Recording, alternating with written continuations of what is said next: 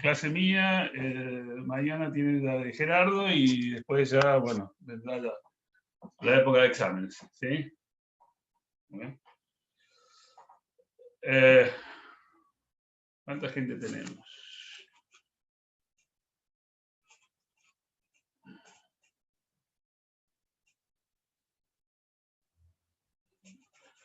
Bueno, no sé cuánta gente hay, yo arranco porque es la hora. Así, vamos a ver los temas hoy. Somos 10. ¿Eh? Que somos 10. Bueno, perfecto. Bueno, vamos a ver dos temitas, enriquecimiento sin causa y gestión de negocios. Dos temas que parecen áridos, pero son temas interesantes, sobre todo el tema del enriquecimiento sin causa.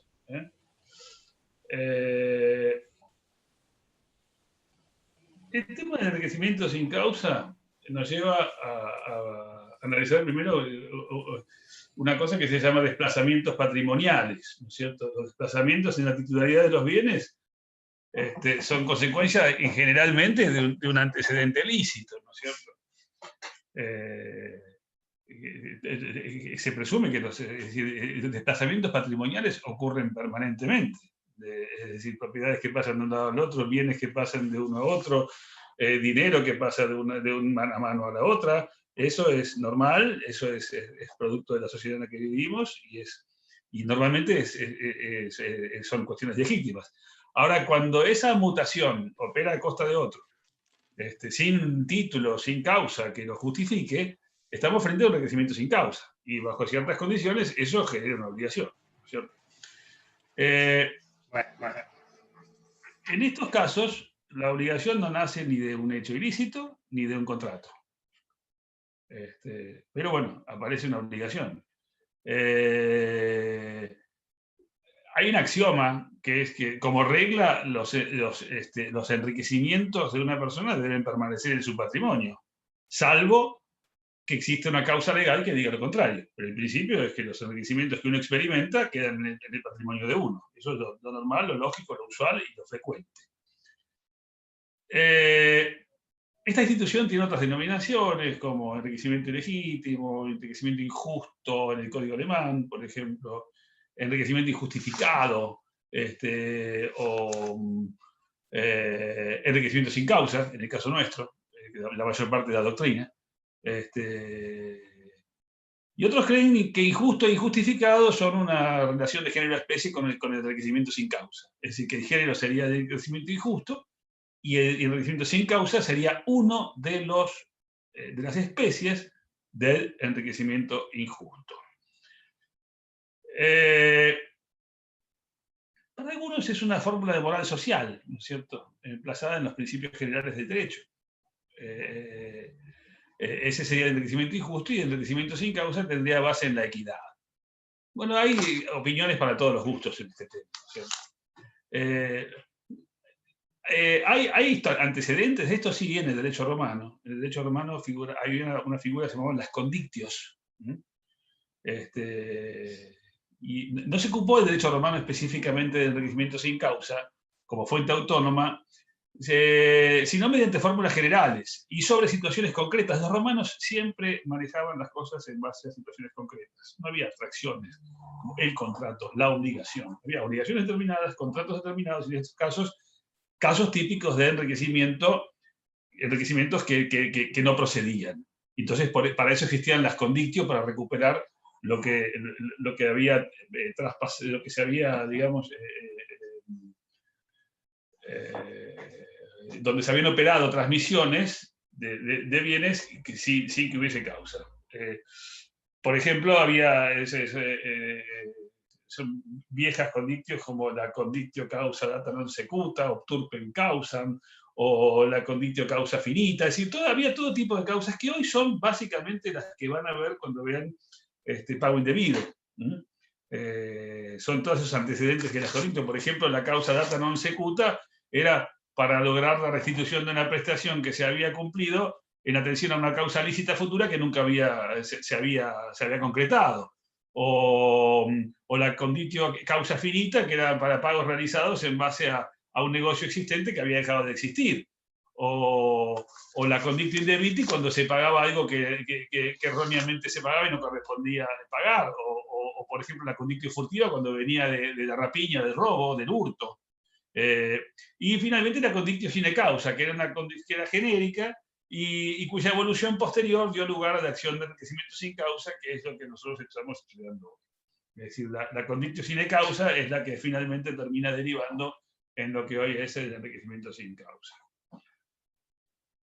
En el derecho intermedio con Grocio y la doctrina del derecho natural, que proclama la absoluta incompatibilidad entre el enriquecimiento injusto y el derecho natural, ahí fue tomando unos contornos que después se van a ir conociendo actualmente. En Francia, por ejemplo, el Código de Napoleón no plasmó un principio alguno respecto al enriquecimiento sin causa.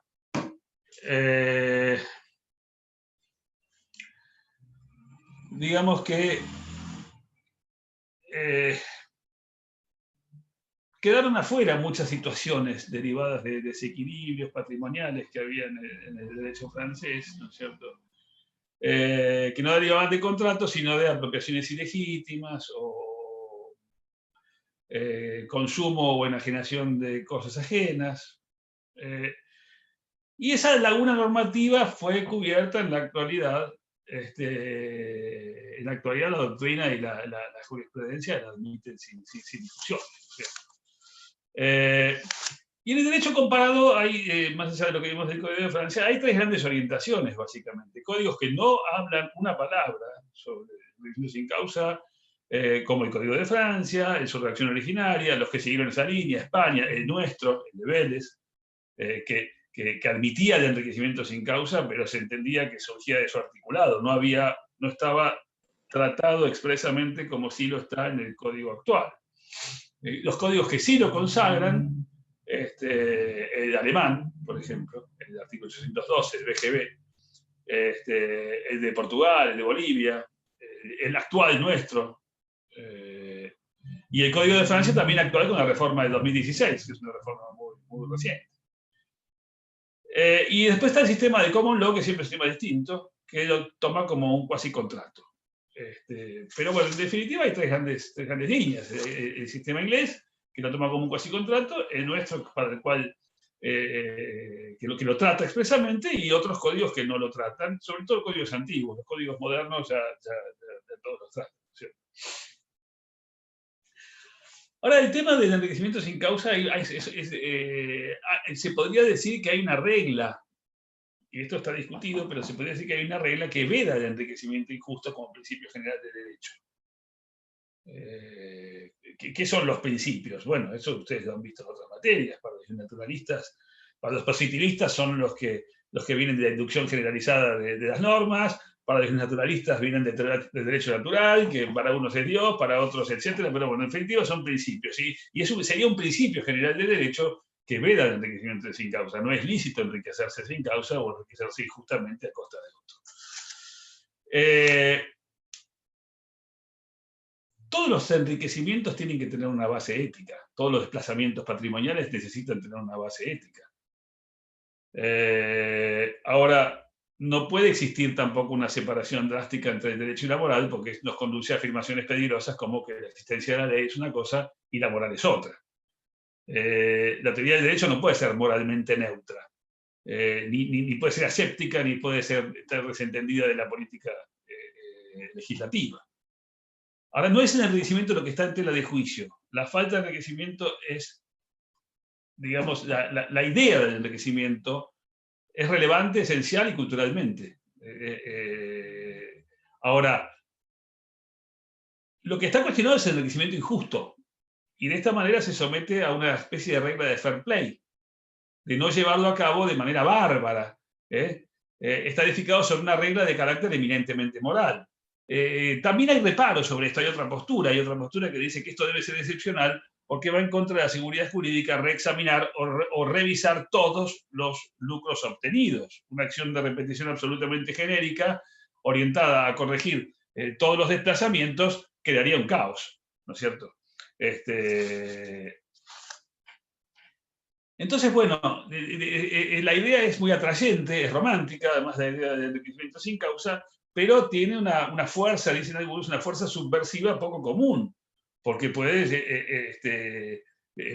alterar todo el sistema. Por lo tanto, hay que ser prudente en la aplicación de esta figura. Nosotros estudiamos el enriquecimiento sin causa como fuente autónoma de las obligaciones. Fíjense en qué parte de la materia estamos otras fuentes de las obligaciones. Inclusive así lo trata el código, porque esto viene atrás del tema de responsabilidad civil, donde también se tratan otras fuentes de las obligaciones.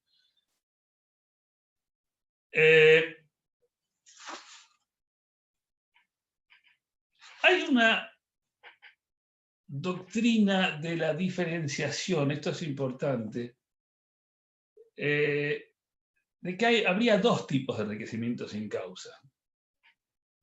Está desarrollada en el siglo XX en Alemania y habla sobre la necesidad de agrupar los distintos supuestos que hay de enriquecimiento sin causa a fin de poder dar un tratamiento diferente, porque son distintos supuestos, proclamando que cada una de estas situaciones presenta una suerte de tipología diferente. O sea que lo que se está afirmando cada vez más, y esto está en el libro de Pizarro, muy claramente explicado, y en unas jornadas recientes ha tenido bastante eco el tema y ha repercutido bastante sobre el tema de esta doble tipología de enriquecimiento sin causa. ¿Cuál sería esta doble tipología? Que el enriquecimiento sin causa podría venir de prestación o podría ser producto de una intrusión. Intrusión en los derechos ajenos. O sea, el enriquecimiento sin causa, una de las tipologías es por prestación y la otra por intrusión en derechos ajenos.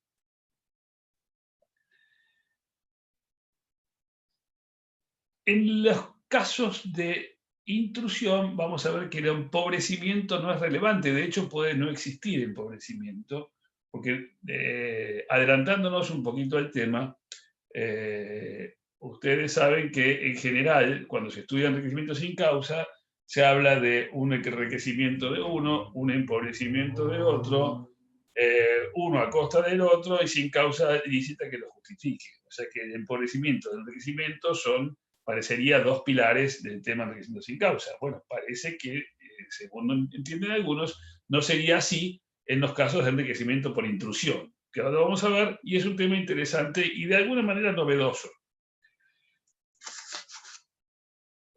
Novedoso su análisis, no es que las cosas que hayan empezado a ocurrir ahora, esas cosas, lo vamos a ver, ocurrió siempre. Entre otras cosas, piratería intelectual, por ejemplo, o cosas por el estilo. En la conducta por prestación, cuando hablamos de prestación, no de intrusión, sino de prestación, el desplazamiento patrimonial se produce en virtud de una prestación. Ustedes tienen idea de lo que es una prestación, ya el ABC de la materia. Y puede ser por distintos motivos. Puede ser que haya habido un desplazamiento patrimonial y no había una obligación en el momento de efectuarse el pago. No había ninguna obligación válida. El caso que vimos de los romanos de la conditio indebiti. O una prestación hecha por una causa que aparece primero y que luego desaparece, que está vigente en el momento en que se parte, pero después, en el momento de cumplir la prestación, la causa ya no está. Por lo tanto, no correspondería esa traslación patrimonial. O el desplazamiento patrimonial que ocurre en función de una causa futura que no llega a realizarse. Obturpen an injustam causa, decía el sistema romano. Esas serían las figuras genéricas aproximadamente del pago indebido. Y para que opere la restitución, todos estos elementos exigidos por la doctrina clásica, como enriquecimiento del actor, empobrecimiento del demandado, correlatividad entre el empobrecimiento y el enriquecimiento, ausencia de causa y subsidiariedad de la acción. Esos serían los puntos básicos que trata o que se estudian en forma clásica como elementos necesarios del enriquecimiento sin causa.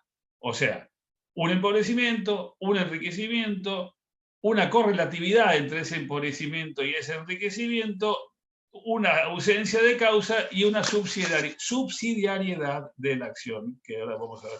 ¿Qué significa subsidiariedad de la acción? Que normalmente uno inicia la acción de enriquecimiento sin causa cuando no le queda ninguna otra opción disponible. O sea, esa es la razón por la que se plantea el enriquecimiento sin causa. En cambio, en la condictio por intromisión o intrusión en derecho ajeno, una persona obtiene ganancias que legalmente no le corresponden, porque las obtiene a costa de otro, mediante una intrusión o una invasión en el derecho de otra persona o en la esfera jurídica de otra persona. La condictio por intrusión impone que el demandado deba entregar al actor el valor obtenido, independientemente del daño o el empobrecimiento sufrido por la víctima. Es decir, el que se mete en un negocio ajeno o el que se mete en la vida ajena y saca algo de allí y eso lo lleva al comercio y obtiene algún beneficio en ese sentido, es lógico que ese beneficio vaya a parar al dueño. O sea, que no quede en manos de aquel que provocó una introducción o que produjo una intromisión o una intrusión en derecho ajeno. Estos quedan comprendidas las intrusiones en utilización de bienes, usurpación de propiedad intelectual, o intromisión arbitraria en el honor, la imagen de una persona. Por ejemplo, puede ser que alguien utilice la imagen de una persona sin consentimiento de esta para obtener una ganancia o para publicarla o para hacer algo. Bueno, se supone que ese beneficio que ha obtenido le correspondería al dueño de la imagen, no al que arbitrariamente se introdujo en la vida ajena y sacó beneficio de esto. En el Código de Vélez no estaba legislado el tema como les dije, el tema del enriquecimiento sin causa. Pero la doctrina se abrió camino, igual que en Francia, igual que en España. Y esto fue facilitado por el hecho de que había un montón de artículos y de normas del código que llevaban de alguna manera a estas aplicaciones. Por eso, aún ante la falta de un principio general, se lo aplicó por vía inductiva, ¿no es cierto? Se fue de lo particular a lo general, siempre con la concepción unitaria de la figura, es decir, enriquecimiento por prestación. En el Código de Vélez, o en la época de Vélez, ni se habló de este tema de enriquecimiento por intrusión en derecho ajeno. El Código Civil y Comercial lo trata en los artículos 1794 en adelante, y dice que toda persona que sin una causa lícita obtenga un enriquecimiento o a expensa de otro, está obligado en la medida de su beneficio a resarcir el detrimento patrimonial del empobrecido. De esa manera, con esa fórmula, está utilizando lo que siempre se dijo, que el límite era el menor. O sea, en la medida de su beneficio, tiene que resarcir el empobrecimiento. Si el tipo se empobreció en 100 y el beneficio del enriquecido es 80, tendrá que resarcir, en realidad restituir, no es resarcir, en la medida de su beneficio, que es que sería 80. Y si fuese al revés, si el beneficio que obtuvo es de 100, pero el empobrecimiento del demandado es de 80, el límite en ese caso, el empobrecimiento del actor es de 80, el límite sería 80. O sea, siempre el límite sería el menor.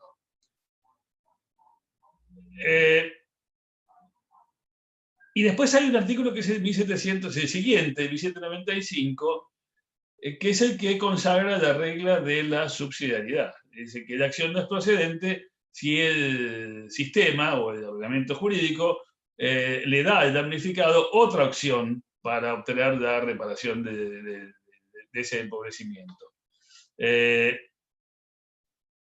Claro, hay acciones que tienen un régimen propio, por ejemplo, la acción subrogatoria, la acción resarcitoria, que es la de daños y perjuicios, la acción de empleo útil o el pago con subrogación. En todos esos casos no procedería la acción de enriquecimiento sin causa porque es de carácter subsidiario. y en este caso, habiendo otros mecanismos u otras opciones, el enriquecimiento sin causa quedaría desplazado. Ahora la pregunta es si el código se limita a los casos de enriquecimiento por prestación o si también incluye los casos de enriquecimiento por intrusión.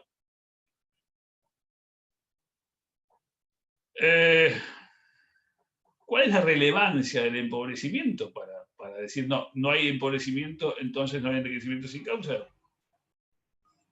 Posiblemente ninguna.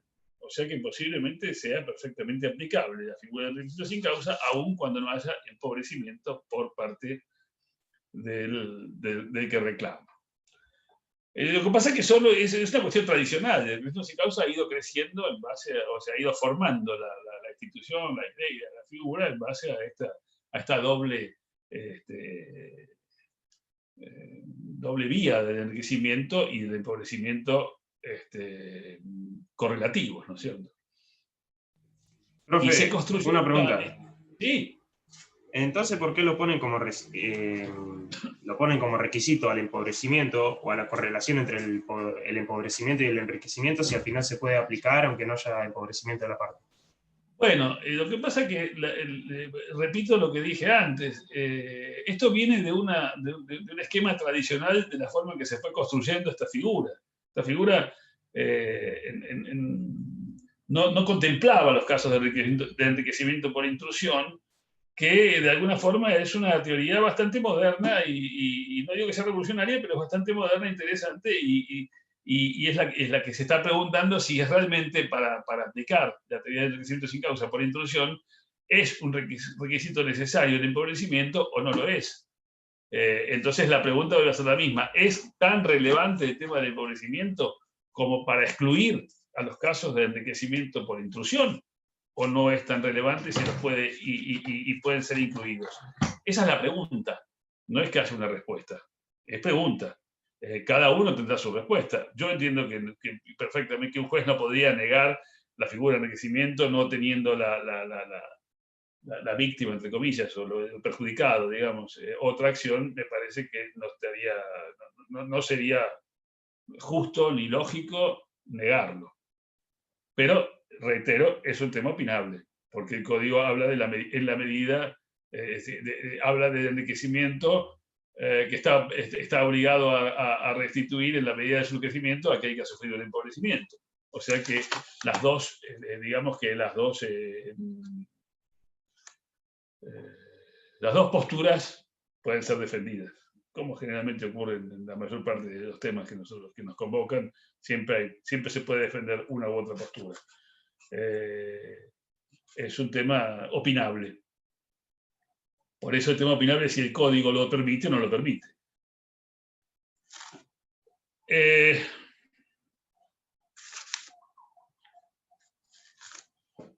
¿Cuáles son estos casos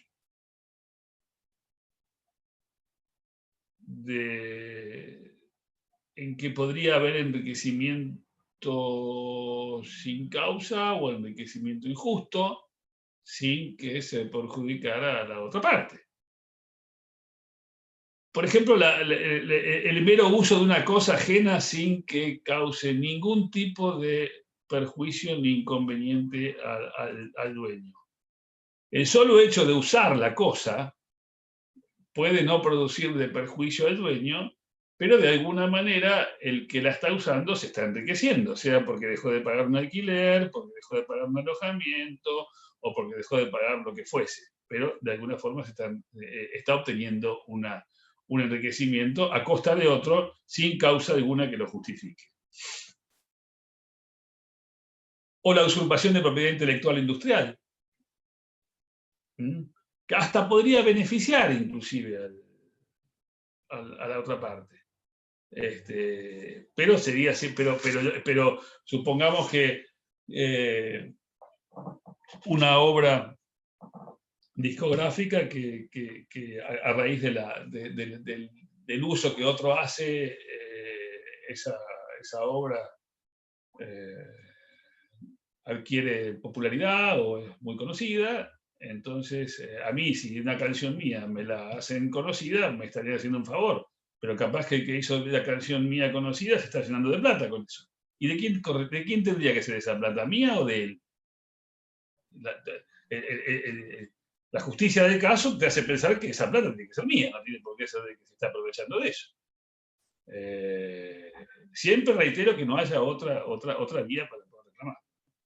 Eso también, otro tema que está en discusión en el tema del enriquecimiento sin causa por intrusión. ¿Es necesario? O sea, tiene que ser también un sistema residual, que no haya otra opción, o un sistema como este, que no haya subsidiaria, que no haya otra opción posible, que no haya otra opción disponible, o no, o en este caso no. Otro tema para discutir. Algún día se legislará, me imagino, pero bueno, hoy, al no estar legislado, caben todas las interpretaciones posibles. O utilización ilegítima del derecho a la personalidad relativamente disponibles por su titular. La imagen, por ejemplo. Yo puedo vender mi cara porque o una modelo, o un niño, o un perro, o cualquiera, o el dueño del perro puede disponer de esa imagen, venderla, y bueno, pero si quien la está utilizando es otro, bueno, en ese caso, sin autorización, correspondería que esos recursos obtenidos vayan a quien realmente corresponde, ¿no es cierto? Y en estos casos, Sí. ¿hay otra vía o solo el enriquecimiento sin causa?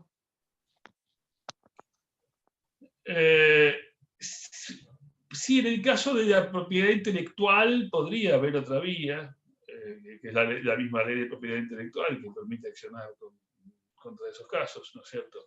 Pero la ley de propiedad intelectual solo te permitiría, ordenar el cese y el pago de los daños y perjuicios. Pero acá el tema es el pago de los daños. ¿Qué pasa si no sufriste daño y otro aprovechó y se llenó de plata con tu imagen? Y vos no sufriste ningún daño. Con tu imagen o con un poema o una canción o algo que vos has creado. No hay daños. Ese es el problema.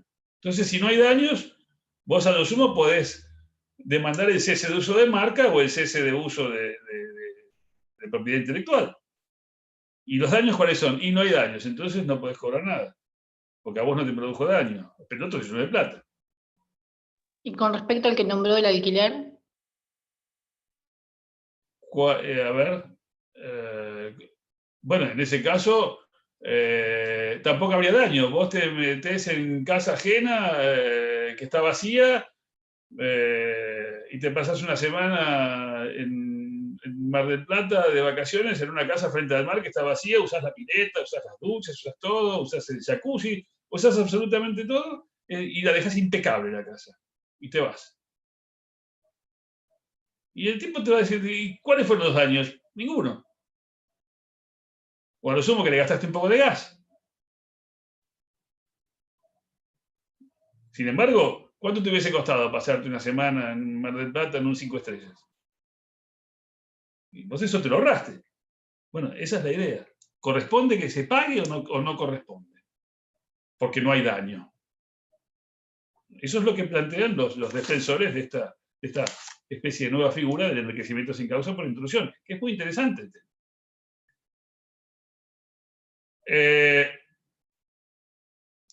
Por eso que habría dos acciones en este caso. Una es la actio in reverso, que es la que se confiere a quien ha experimentado una disminución patrimonial a raíz de la conocida. La actio in reverso, que es la acción que deriva en sin causa, que ya la vieron, algo de esto vieron cuando vieron el pago por terceros, ¿no? El pago por tercero contra la voluntad del deudor. En ese caso no había, por ejemplo, un tercero no interesado que paga una deuda contra la voluntad del deudor, no tiene acción de mandato, no tiene acción de gestión de negocio, no tiene acción subrogatoria. Bueno, ¿qué tiene? La acción reverso, es decir, la acción de enriquecimiento sin causa, porque él sufrió una disminución patrimonial, el deudor a quien le pagó la deuda experimentó una mejora y no hay una causa que la justifique. Bueno, en ese caso le queda el acto in reverso, que es la acción de enriquecimiento sin causa por prestación. Que es el esquema que está arreglado en el artículo 1795, que habla de esos 5 requisitos, que es empobrecimiento, enriquecimiento, conexión entre empobrecimiento y enriquecimiento, ausencia de causa y subsidiariedad. Esos serían esos 5 requisitos. Ahora, la acción de enriquecimiento sin causa por intrusión en derecho ajeno, digamos que hay alguien que se ha beneficiado injustamente, ¿y qué es lo que le tiene que restituir? Entendemos que todo el provecho económico derivado de esa situación. Y acá los elementos son otros, no son esos 5. Los elementos serían intrusión de contenido atributivo, enriquecimiento injustificado y subsidiariedad de la acción, que es también otro tema que, bueno, podría discutirse o no. Pero en este caso sí, porque la idea de por qué el enriquecimiento sin causa es una acción subsidiaria. Porque de lo que se trata es de no utilizar esta figura cuando hay otras figuras, porque lo que permitiría es, por ejemplo, como el plazo de la acción de enriquecimiento sin causa, el plazo de prescripción es más grande o es más largo que el plazo de prescripción de los daños, uno podría no reclamar daños y perjuicios, pero sí entonces podría reclamar, porque se le prescribió la acción, y podría reclamar el enriquecimiento sin causa, porque esa acción no estaría prescripta. Bueno, eso es lo que el sistema intenta impedir. Si vos reclamás a los 4 años un enriquecimiento sin causa porque se te prescribió la acción de daños y perjuicios, es muy posible que no proceda, porque el juez te diga, no, usted tenía la acción de daños y perjuicios, no la utilizó en el momento adecuado, por lo tanto, no puede utilizar tampoco la acción de enriquecimiento sin causa, que justamente es subsidiaria. Usted tenía otra acción y no la utilizó. No sé si se entiende. Si se entiende cuál es la idea. Por eso es la principal razón de la subsidiariedad. La actio in reverso, o la acción in reverso, que es la que se estudia aquí, es la que prevalece entre nosotros y en la mayor parte de la doctrina europea y sudamericana. Digamos que es la pretensión que el ordenamiento jurídico le reconoce a cualquier persona que ha experimentado una disminución en su patrimonio sin que hubiera una justa causa, a raíz del desplazamiento de bienes que han salido de su patrimonio contra quien se benefició, y esa acción tiene por finalidad compensar ese desplazamiento patrimonial injustificado.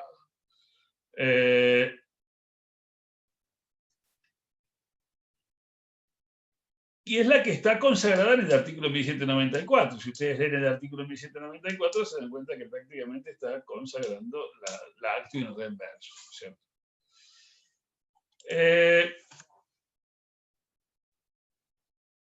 ¿Cuáles son los fundamentos de la teoría esta del enriquecimiento sin causa? Y hay varios. Algunos hablan de una exigencia de equidad.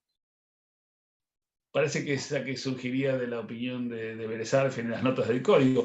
El código de Beres tenía notas, cosa que este no lo tiene.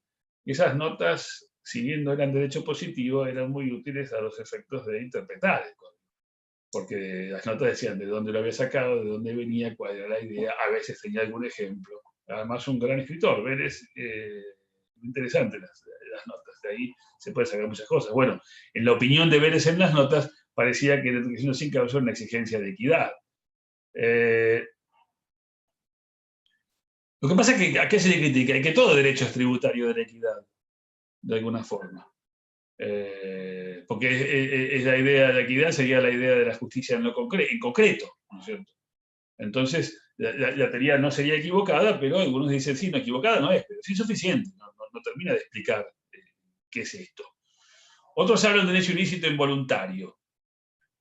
Y otros, pero lo que les critican dicen, sí, pero esto tiene que ver con, esto no es resarcimiento de daños. No es necesariamente resarcimiento de daños. Y no tiene por qué haber un comportamiento antijurídico, ni un daño, ni opera el principio de reparación plena. Son las mismas objeciones que habla anterior.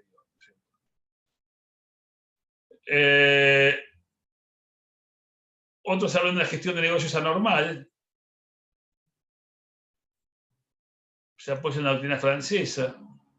Pero se objeta que en la gestión de negocios hay voluntad por parte del gestor, y aquel enriquecimiento puede ser involuntario, inclusive. puede no haber ocurrido el fenómeno de voluntad y el enriquecimiento darse igual. Otros hablan de equilibrio patrimonial automático. En definitiva, hay para todos los gustos teorías respecto de qué es esto del enriquecimiento sin causa. Y su importancia tiene que ver con el sistema de cada lugar. En el sistema alemán es más importante que en el nuestro porque allí rige el acto abstracto de enajenación. Entonces, ahí está destinado a llenar determinadas lagunas que en el sistema nuestro no existen. Y los requisitos, como les decía, en el caso de enriquecimiento sin causa por prestación, el primer requisito sería el enriquecimiento del demandado. ¿Y este enriquecimiento qué es? Y un aumento patrimonial, una ventaja económica, es un concepto amplio, que puede surgir también de la comparación entre el patrimonio actual y el patrimonio anterior. Algunos dicen que puede ser un lucro emergente o un daño cesante, paradójicamente hablando al revés de cómo uno siempre habla de daño emergente y lucro cesante, ¿cierto? O un enriquecimiento positivo, porque se incorpora un bien, aumenta el valor de un bien o disminuye el pasivo. Y daño cesante, por ejemplo, se evitaría a alguien, por ejemplo, en los casos que se pagan los alimentos de un niño, que los deben pagar los dos progenitores y lo está pagando uno solo. Entonces uno se estaría enriqueciendo porque está pagando uno solo y el otro no. Sin embargo, en este caso están las acciones de familia estable del artículo 669.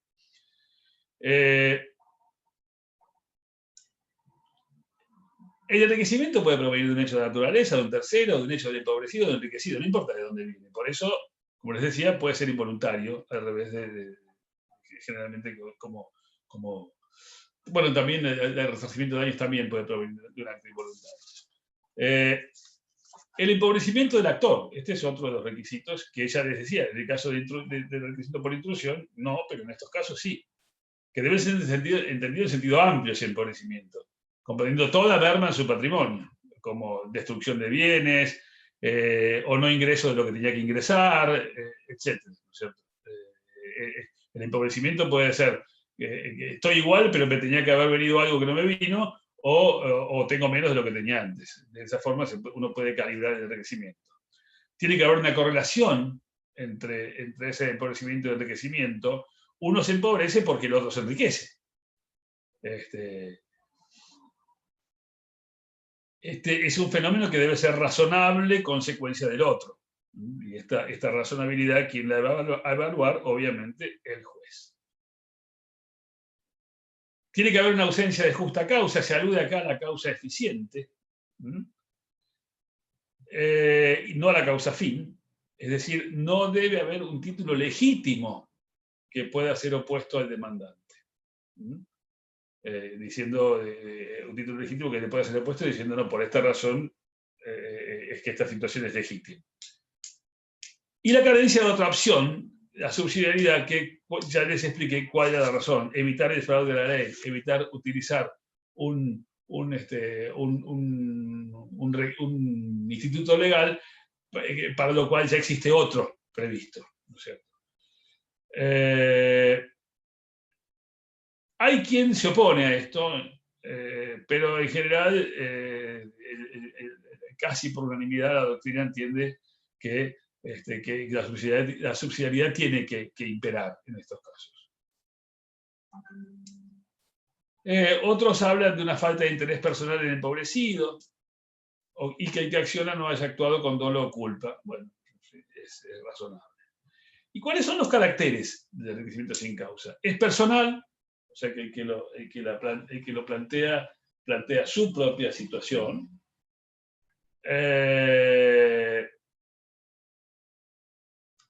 Tiene por objeto la restitución de un bien o un valor. Es transmisible. Es prescriptible, porque obviamente el enriquecimiento sin causa prescribe, no es eterno. Y es excepcional. Y también es subsidiaria. Bueno, eso ya lo hemos visto por qué razón. Hay quienes dicen que también constituye una norma de cierre o de clausura del ordenamiento jurídico y se aplica en caso de lagunas. Es un remedio extremo para poder invocar cuando la situación de desequilibrio no puede ser corregida de ninguna otra forma. Llena un vacío del orden jurídico, o sea que su función sería en este caso, no puedo. Decir que no. Si es muy urgente, sí. ¿Me esperan un segundito, chicos? Sí, profe, no hay problema.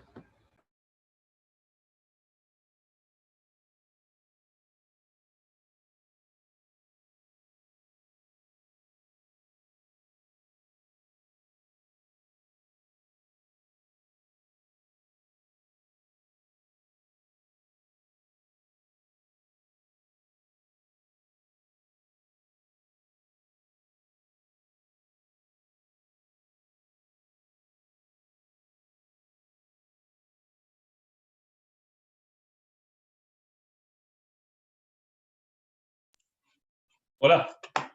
¿Se escucha? Sí, sí. Bueno, perdón, fue una cosa urgente. Profe, disculpe. Sí. ¿Podría repetirme los caracteres que me quedé en que tenía un objeto, que tienen objeto de transmisión de un bien o valor y me quedé ahí? Es personal. ¿No es cierto? Solamente lo puede saber quien lo sufre. Tiene por objeto la restitución de un bien o un valor, porque cuando sea un bien que pasó de un patrimonio a otro, o sea un valor económico, o sea una cantidad de dinero que pasó de uno a otro.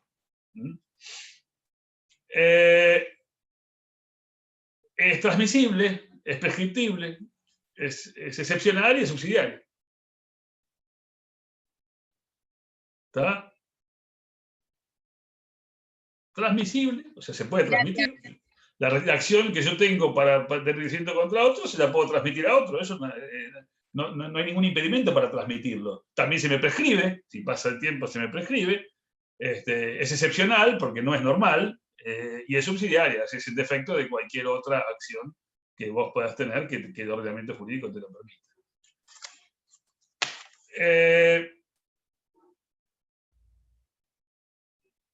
Hay distintos usos.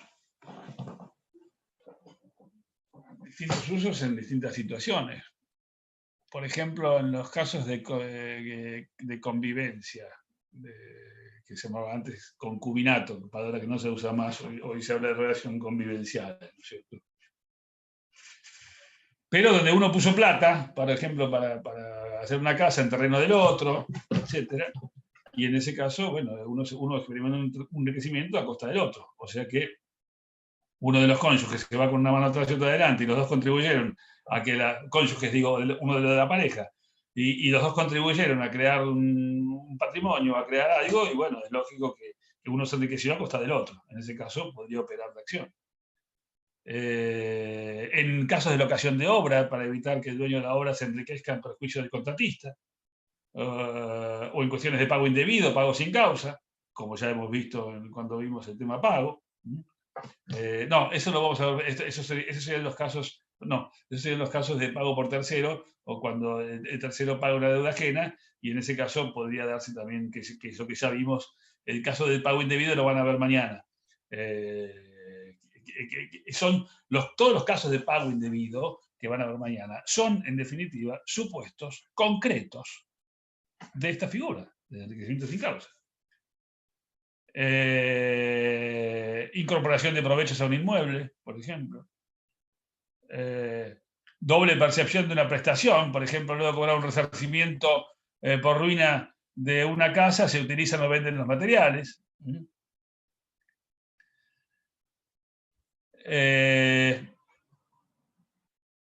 Prestación de servicios en beneficio de una persona, sin contrapartida dineraria. Se enriquece quien se beneficia de los servicios de uno sin pagarle al médico, al abogado, al arquitecto o a cualquiera que ocurre con mucha frecuencia, ¿no es cierto? Bueno, en ese caso son servicios prestados que no se pagan y así, de alguna manera, habría enriquecimiento sin causa. Lo que pasa es que hay otras acciones generalmente para reclamar. Por ejemplo, en el caso de abogados por consultas, y pueden reclamar fijación de honorarios extrajudiciales, y no necesariamente de la figura de enriquecimiento sin causa. Y en los casos del enriquecimiento por intrusión en derecho ajeno, los requisitos serían otros. Sería la intrusión ilegítima sobre un derecho o posesión legítimo del actor de contenido atributivo, es decir, que confiere a su titular el monopolio de la explotación de las distintas situaciones que emergen. O sea, que uno tiene el monopolio de la explotación de las cosas propias, y la intromisión de un tercero está de alguna manera alterando esa regla. Por supuesto que tiene que tratarse de derechos disponibles. El titular podría haberlo cedido lícitamente. Si no, estaríamos hablando de otra cosa. Tiene que haber un enriquecimiento por parte del demandado, que puede no ser actual, o puede no subsistir. No es necesario y no es necesario el empobrecimiento del actor ni la correlatividad en estos casos. Una vinculación causal entre el acto de intrusión y el enriquecimiento del demandado, por supuesto. Y el tema de la subsidiariedad de la acción, que es opinable. Algunos opinan que no. La mayoría opina que sí. Es una acción personal, no es una acción inherente de la persona, es transmisible, es susceptible de acción subrogatoria por los acreedores del perjudicado, también.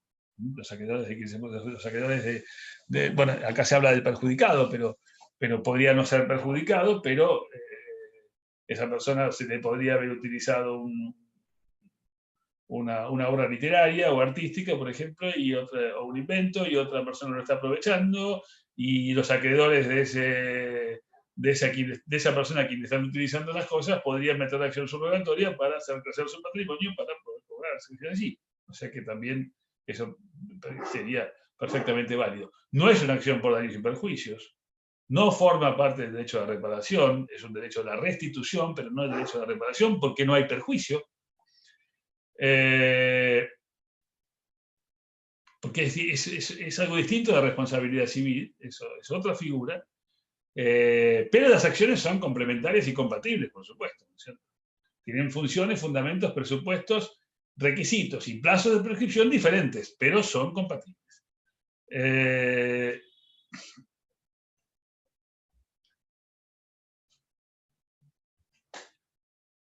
El contenido económico de esta acción, de la condictio por intromisión de derecho ajeno, hace que haya dos posturas. Una postura dice que podría obtenerse lo que el propio afectado podría aspirar a ganar y no la ganancia total.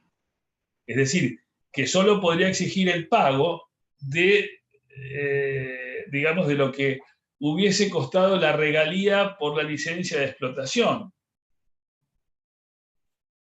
No sé si entienden lo que digo. O sea, si yo hubiese dado una regalía, si yo hubiese dado la licencia de explotación, obtendría regalías, es decir, beneficios por haber concedido una licencia para explotar algo. Entonces algunos dicen, y lo que corresponde es que te den lo que hubieses obtenido si hubieses concedido esa regalía. Lo cual de alguna forma premia al trucho, al explotador, al tipo que se mete en el negocio ajeno sin permiso. ¿Por qué? Porque yo te ofrezco pagarte lo que vale la explotación y te ofrezco el precio de mercado. Vos no querés. ¿Por qué? Porque no se te canta, porque es asunto tuyo, porque no querés. Bueno, lo uso igual y después cuando me haga juicio te pago lo que te tendría que haber pagado si hubiésemos hecho un acuerdo. Eso es lo que se le cuestiona a esa postura. Está premiando la mala fe, la intromisión, el abuso. Y otra postura dice que el contenido económico está dado por todas las ganancias que el tipo obtuvo, que el que explotó una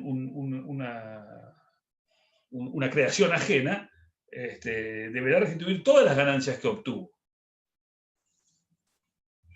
Porque sería injusto que le queden réditos económicos a aquel que generó una intrusión, y que el que hace esto no merece la tutela de ordenamiento jurídico. Otros dicen que solamente cabría aplicar la primera posición, pero si hubiese culpa grave o dolo, no, en ese caso se le tendría que dar todo. Bueno, es un tema opinable. Hay casos de estos, yo acá no conozco. Pizarro cita un caso interesante de un músico brasileño muy conocido, que es Caetano Veloso, que en el año 95 es invitado por un amigo a participar de un concierto de la cerveza Heineken, ¿no es cierto? Un mega concierto que arma, que está financiado o, digamos, producido y sponsoreado por la cerveza, obviamente, ¿para qué? Para vender más. La fábrica de cerveza no lo hace por altruismo, lo hacen, es una cuestión absolutamente comercial. Como este tipo, Caetano, parece que tenía una cuestión particular con el alcohol, nunca había participado ni participa de espectáculos o de eventos que no le hace publicidad al alcohol, básicamente. El tipo está en contra de la publicidad del alcohol. Una postura bastante acertada. Entonces, si es alguien que si le están ofreciendo algo de alcohol o algo que promocione el alcohol, él no lo acepta. Entonces, lo invitan a participar y él acepta con la condición de que su nombre no aparezca en ninguna parte. Él va a tocar, va a cantar, pero su nombre no debe aparecer. ¿Qué hace Heineken? El nombre lo publica por todas partes. Caetano Veloso es uno de los más grandes músicos brasileños. Entonces sale publicado en el diario Folha de San Pablo y que por todos lados sale publicado. Entonces, Caetano hace juicio. ¿Y qué le dan en el juicio? Se hizo lugar de la demanda, se manda a resarcir los daños extrapatrimoniales y el daño económico derivado de la lesión al derecho de imagen, que consistía en el valor del mercado de la autorización de la imagen. O sea, Heineken se beneficia. ¿Por qué? ¿Qué pasa si Heineken le hubiese hecho packs de cerveza con la cara de Caetano y hubiese vendido millones? ¿Qué le hubiesen dado a Caetano? Y lo que le hubiese correspondido por las regalías, cuando en realidad la empresa ganó muchísimo más dinero cometiendo un acto por lo menos reñido con la ley. Y sí, es ilícito. Es de alguna forma la utilización de una imagen ajena. Así que, bueno, el tema, como ven, es un tema interesante. Toda esta nueva vertiente o esta nueva visión del enriquecimiento sin causa lo coloca en un tema bastante más interesante. Nos queda un ratito para ver gestión de negocios, es un tema un poquito más árido, no es tanto, más de lo que parece que lo que realmente es. ¿Qué es la gestión de negocios? Hacemos punto aparte, salimos de este tema. De alguna forma, esto tiene alguna relación con lo que vimos recién, poca, pero en algún aspecto se tocan estos puntos. ¿Qué es la gestión de negocios? Hay gestión de negocios patrimoniales cuando una persona capaz, porque tiene que ser alguien capaz, alguien que sabe lo que está haciendo, pero sin mandato, se encarga voluntariamente y por propia iniciativa de llevar adelante un negocio ajeno o un asunto de otro, cuidando sus intereses, sin estar obligado por contrato ni autorizado. O sea, lo hace una persona capaz, lo hace sin mandato, lo hace voluntariamente, por propia iniciativa, en beneficio de los intereses de otro, y sin estar obligado ni por la ley ni por un contrato. Ni tampoco autorizado por el otro, pues está autorizado, hablamos de otra cosa. En este caso ya estamos hablando de un mandato. El problema a veces de gestión de negocios que estamos viendo nosotros aquí es que ustedes todavía no han dado contratos, no han visto el mandato, entonces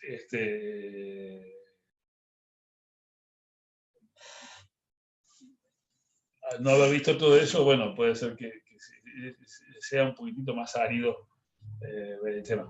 Porque ¿qué es un mandato? Y eso es bueno también que tengan idea. Un mandato es cuando es un encargo a una persona para realizar actos jurídicos en nombre de otro. Por ejemplo, la relación que tiene el abogado con el cliente es una relación de mandato, donde hay un mandante, que es el que se obliga, que es el que cuyos intereses son los que están en juego, y hay un mandatario que es el que lo representa, pero que defiende intereses ajenos, no propios. En la gestión de negocios es algo parecido porque se está ocupando de un negocio ajeno, la diferencia es que lo está haciendo sin mandato.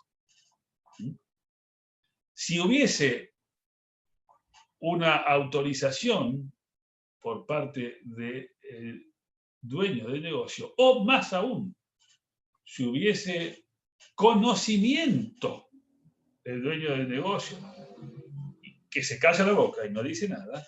Recuerden ustedes, si se van a la primera parte de la materia, cuando vimos pago, acuérdense que el pago por terceros era con consentimiento del deudor, en ignorancia del deudor y contra su voluntad. Cuando era con consentimiento del deudor, era la acción de mandato, y ese consentimiento podía ser expreso o tácito. Cuando Profe, era sin... Sí. Profe, una pregunta del parcial, ¿no era el vecino que le pagaba los impuestos al vecino que estaba de viaje? Digamos que lo había hecho en beneficio del vecino, pero que lo hizo sin que el otro supiera. Sí, era una pregunta de este parcial, claro. Bueno, era un caso de pago de una deuda ajena, sin mandato y en ignorancia del deudor. Entonces tenía la acción de gestión de negocios, que es la que vos tenés cuando el pago lo haces en ignorancia, o la gestión la haces en ignorancia del deudor. Porque si no hay ignorancia, es un mandato tácito. Si el tipo sabe que vos estás metiéndote en sus cosas y estás resolviendo y estás metiéndote en acto jurídico de él, y él lo sabe y se calla la boca, es un mandato tácito. Entonces rigen otras reglas. La gestión de negocios, Mosset la llama cooperación sin encargo. Porque es un acto de cooperación. Es un acto de cooperación con otro, sin encargo previo. Y a partir de que el dueño, o el dominus, como lo llaman, que es el dueño del negocio, lo sabe, a partir de ese momento ya no hay gestión de negocios, si el tipo te deja actuar, habrá un mandato tácito. Entonces son otras reglas las que rigen, las que se aplican. Hay un artículo que es el 1781, que sé que define la gestión de negocios. Y que habla de cuando uno asume oficiosamente la gestión de negocio ajeno. Habla también de un motivo razonable, de que tiene que haber un motivo razonable por el cual esa persona se ocupa del negocio del otro, y también sin intención de hacer una liberalidad, es decir, lo hace pero sin intención de regalar nada, se ocupa de los asuntos de otro por un motivo razonable, sin intención de regalar absolutamente nada, es decir, tendrá que cobrar por su gestión, y sin estar autorizado ni obligado convencionalmente, sin estar obligado, digo, y sin que haya sin que esto lo haga convencionalmente, o sea, que sea producto de un acuerdo de voluntades o impuesto por la ley. Ninguno de esos supuestos. O sea, hay una actuación libre y voluntaria, una actuación por cuenta propia, en interés de otro, sin representación ni mandato. Ni encargo tampoco, porque en el mandato es una relación de encargo, acá no, acá encargo no hay ninguno. Y sin embargo resultan derechos y obligaciones para las dos partes. Cuando esto ocurre, esto genera obligaciones y derechos para las dos partes. No es un contrato, si no, no sería gestión. Es decir, de hecho, una de quienes opinan de la naturaleza jurídica ¿cómo se llama? De la gestión de negocios, dicen que es un cuasi contrato.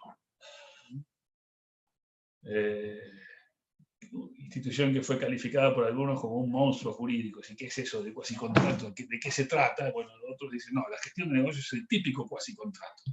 Son temas opinables. ¿Cuál es el fundamento? Justamente ese, no hay acuerdo doctrinario. Unos dicen que el fundamento está en la ley, otros en la equidad, otros en la voluntad presunta del gestor, otros le asignan un fundamento altruista, ético.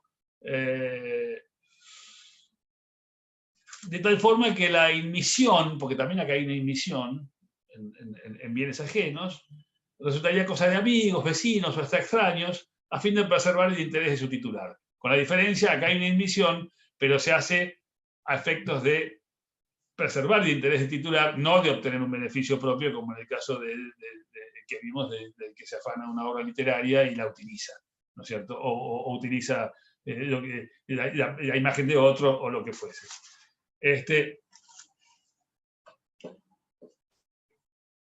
Y otros lo insertan en la figura jurídica del cuasicontrato, que es una figura híbrida, que se le asigna un carácter autónomo, y que justamente la figura del cuasicontrato aparecería por obra y gracia de la gestión de negocios. Profe, una pregunta. Sí. En cuarentena ha sido mucho que los vecinos le pagaban al vecino que tenía el paso largo, que no podía entrar, el pasto. ¿Sería gestión de negocios o empleo útil? Yo creo que sería empleo útil. Yo creo que sería empleo útil.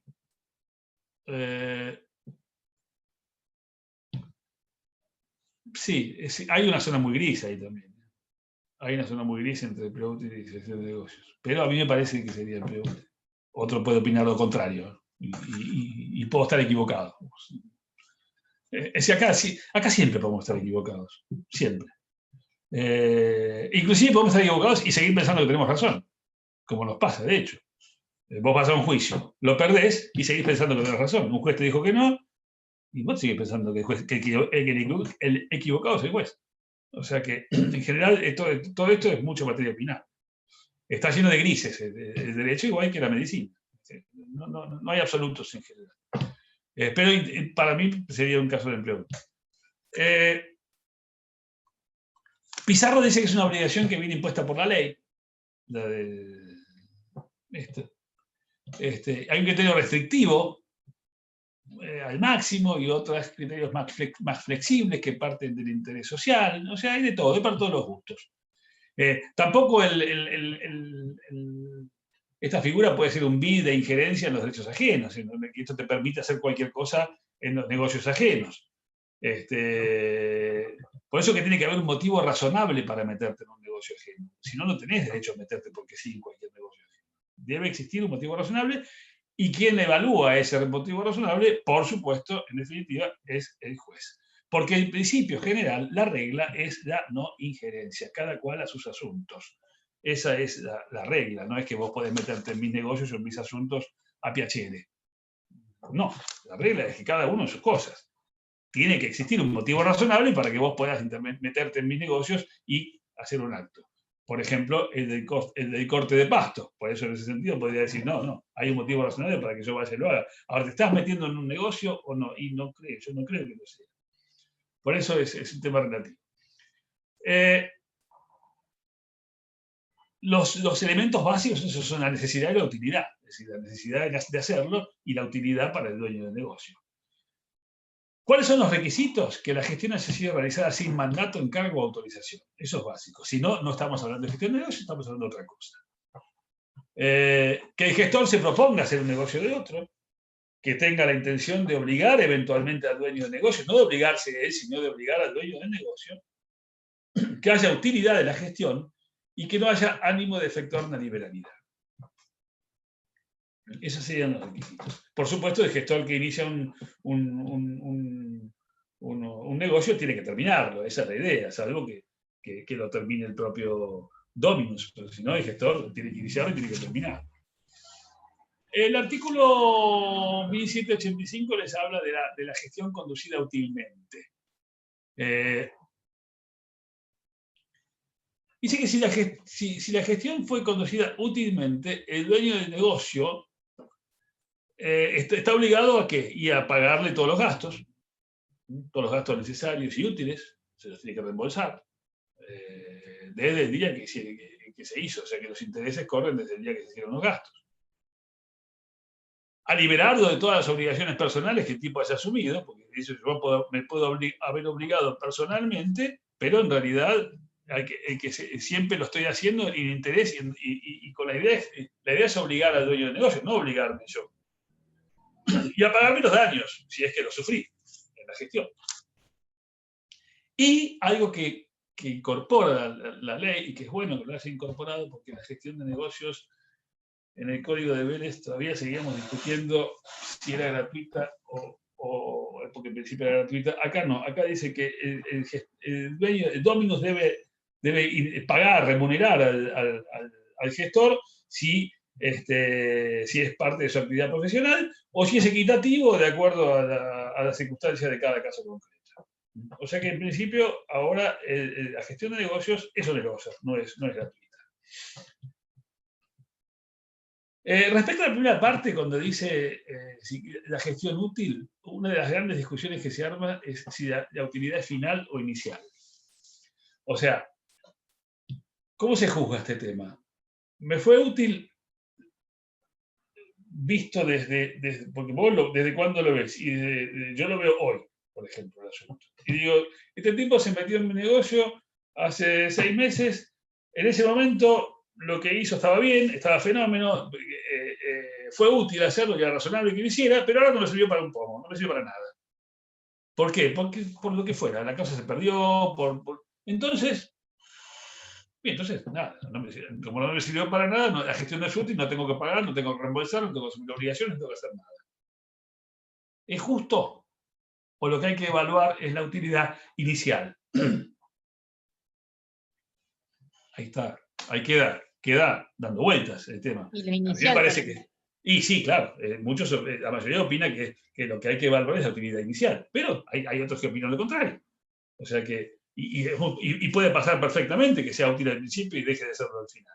Entonces, bueno, esa es una discusión doctrinaria, cuando se evalúa la utilidad de la gestión de negocios. Y al final, o se tomó en cuenta en el momento en que se inició, que era necesaria, era útil, etc. ¿Qué acciones genera, dice el programa? Obligaciones del gestor, 1782 y 1784.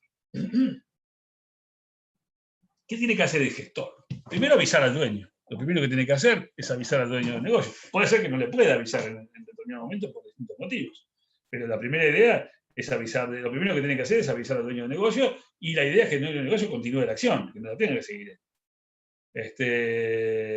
Y tiene que actuar también conforme a la intención que puede ser real o presunta o razonable o previsible del dueño del negocio, ¿no es cierto?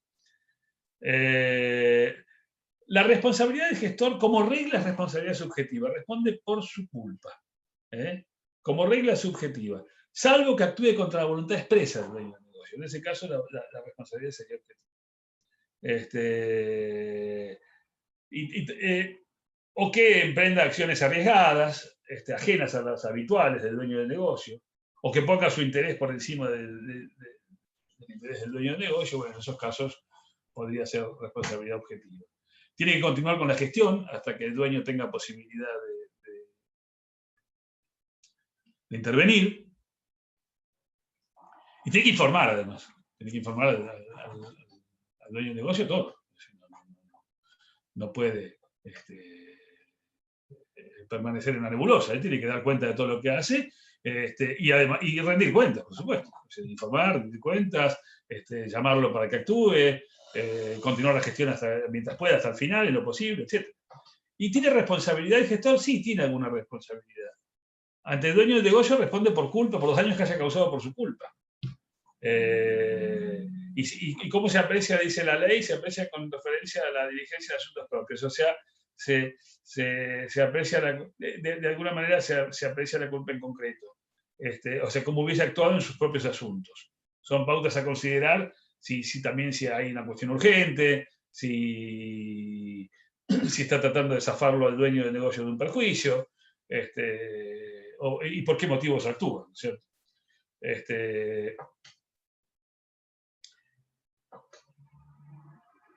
Y responde por casos fortuitos, dice 1787, excepto en lo que haya sido útil al gestor, si fue contra su voluntad, porque por eso se habla de responsabilidad objetiva, si optó contra voluntad, si emprende actividades arriesgadas, alocadas, extremas, en ese caso sí. En esos casos responde hasta por casos fortuitos. si pone por encima su interés al interés del dominus, o si es un inepto y se metió a hacer una cosa y por meterse él impidió que otros mucho más aptos que él lo hubiesen podido hacer. Bueno, son todos los casos en que responde hasta por casos fortuitos. Los distintos gestores son solidariamente responsables y asumen conjuntamente el negocio ajeno. Y si hay varios dueños del negocio, también responden solidariamente frente al gestor. El dueño del negocio tiene, una vez que ratifica la actuación eso dice el 1789, creo que es, que si el dueño del negocio, si ratifica, queda obligado él frente a los terceros. O sea, y ya queda afuera el gestor, que siempre actuó en interés de otro y a nombre de otro, y su intención fue obligar a otro, nunca obligarse a sí mismo.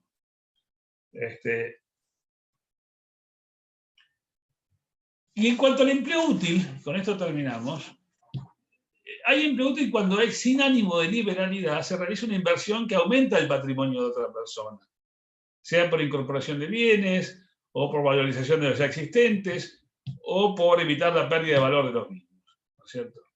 Es una aplicación concreta del enriquecimiento sin causa.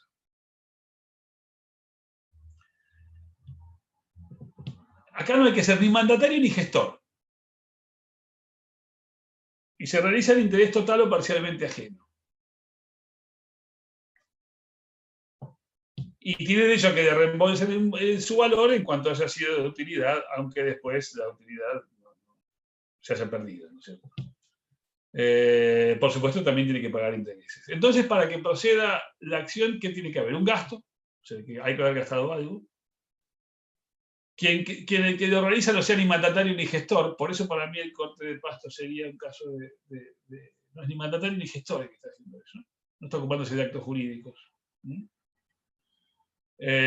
Aunque el gestor también podría ocuparse de actos materiales, por eso un caso de inútil sería que yo haya cortado en marzo el pasto, porque yo me llenaba de mosquitos en marzo, sí. Y que el dueño venga en diciembre y el pasto ya está alto de vuelta. ¿Por qué inútil? ¿Pero por qué inútil decís? Porque cuando venga el dueño el pasto va a estar igual que cuando se fue. Bueno, pero en ese momento le benefició. Claro, ahí está en el inicial o si en el momento. Claro, inicial o final. Y bueno, en ese momento, claro, hay que ver si lo cortaste una vez, si lo cortaste varias, bueno, habría que ver qué derecho tenés para reclamar. De todas formas, son cosas que no llegan, por su nimiedad, no llegan a un juicio, en esos casos. O sea, no te imaginas que es algo que le cortes el pasto durante todo el año, más o menos. Que ahí sí podría decir, bueno, ahí tenés un gasto un poco más importante. Para que proceda, entonces tiene que haber un gasto, que quien lo hace no sea ni mandatario ni gestor, no tiene que haber ánimo de liberalidad, y no debe de haber otras disposiciones que regulen la situación.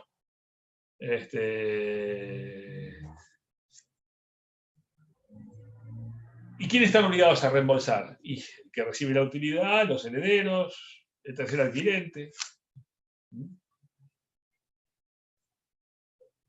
Hay algunos casos de aplicaciones prácticas. Por ejemplo, los miembros de un consejo de administración de una fundación que no pueden recibir retribución, pero tienen derecho a que les sean reembolsados los gastos de la gestión. Los tipos que gastaron plata de su bolsillo para y como directivos de una fundación. Bueno, la plata que gastaron en su bolsillo tiene derecho a que sea reembolsada. La aplicaron útilmente. El caso del progenitor que asume el cuidado de un hijo, por ejemplo. En este caso es una aplicación también práctica de enriquecimiento sin causa.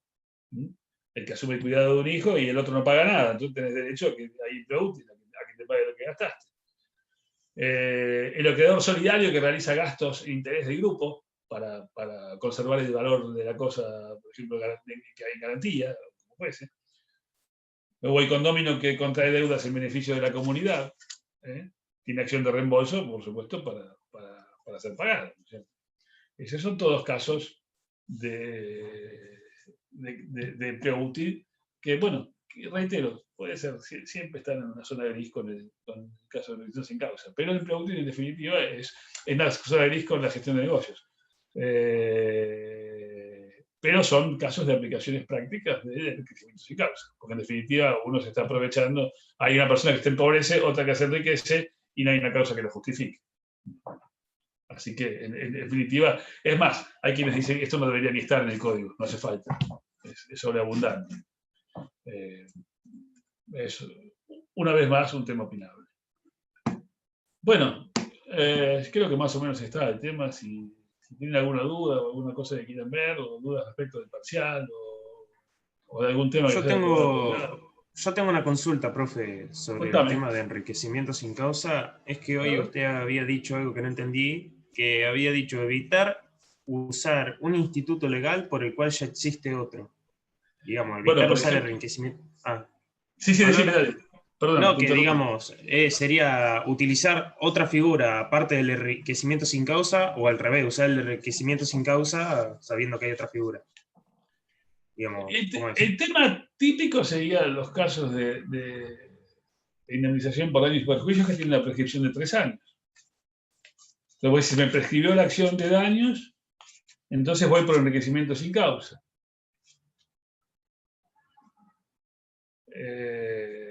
Y eso es lo que la ley pretende impedir. Si el plazo de prescripción es de 3 años, vos tenés ese tipo de acción. Y si hubo un daño, si hubo un accidente o lo que fuese, o un veterinario por ahí no es el caso de un accidente, pero sí podría ser otros casos donde hay responsabilidad por daños y perjuicios. Y en todos los casos de responsabilidad por daños, la prescripción es de 3 años. Entonces vos resulta que por un caso de estos, donde tendrías que haber iniciado la acción, y se te prescribió, y en base a eso utilizas la acción de enriquecimiento sin causa, que tiene un plazo de prescripción de 5. No sé si se entiende. Sí, ahora entendí. Y lo último que lo voy a molestar es ¿qué significa ánimo de liberalidad? ¿Ánimo de liberalidad es ánimo de regalar? Una liberalidad es un regalo. Si yo tengo un ánimo de liberalidad es que tengo ánimo de donar. Yo te lo hago de buena onda, porque te lo regalo. En este caso no es que es decir, buena onda sí, pero no te lo estoy regalando. Por eso, no puede haber ánimo de liberalidad. Si hay ánimo de liberalidad, en ese caso no hay gestión de negocios. Porque no lo estás haciendo para... por supuesto lo haces para beneficiarte, pero además lo estás haciendo porque me lo estás regalando. Por supuesto que eso no se presume, pero si vos en algún momento lo dijiste o surge, entonces no habría gestión de negocio y no tendrías derecho a reembolso. Claro, entonces también es un requisito del empleo útil, digamos, del empleado útil. Y siempre también, claro. Si no puede haber ánimo de liberalidad. Como también, por ejemplo, en el caso de la gestión de negocios, si se beneficia el dueño del negocio, si se beneficia el gestor, tampoco habría gestión de negocios. Porque, por ejemplo, yo hago un dique en tu parcela o en tu campo para detener las aguas que le van a joder al campo mío también. Entonces yo lo hice y que hay gestión de negocios allí. O también lo hice en interés personal. O sea, en la gestión de negocios es interés del otro, no es interés mío. Si hay interés mío, hay otra figura, pero ya no es gestión de negocios. En la gestión de negocios hay un motivo razonable y un negocio ajeno. No hay ánimo de hacer una liberalidad y hay cierta urgencia, por lo menos, en realizar las cosas. Bueno, si no hay más preguntas, nos veremos ¿Algo del horario del parcial? No, ni idea. Pero va a ser un horario el mismo horario para todas las comisiones. Porque se toma buenísimo. todas las comisiones juntas. Así que Gracias. eso ya les informaremos y eso. Bueno, cualquier duda, lo que sea, me escriben, tienen mi mail, así que Bueno. si falta material, luisambos@hotmail.com. Ahí cualquier cosa me escriben si necesitan material o algo que les falta o algo que no comprenden o lo que fuese, yo con mucho gusto les contesto. Gracias, Perfecto, profe. profe. Nos Muchísimas veremos en el gracias. examen, chicos. Suerte a todos. Que tengan buen día. Hasta Gracias. luego. Gracias.